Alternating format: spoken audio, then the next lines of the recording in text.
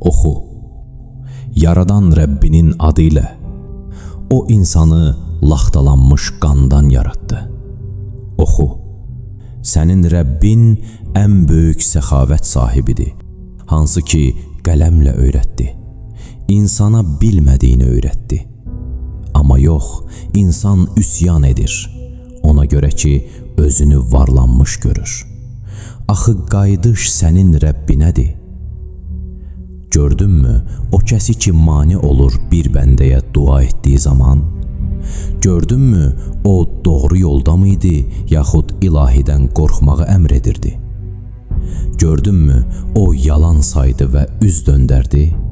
Məyər o bilmirdi ki Allah görür?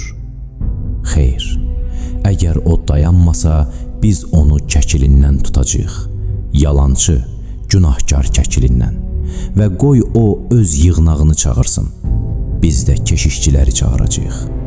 Xeyr, ona tabe olma, baş əy və yaxınlaş.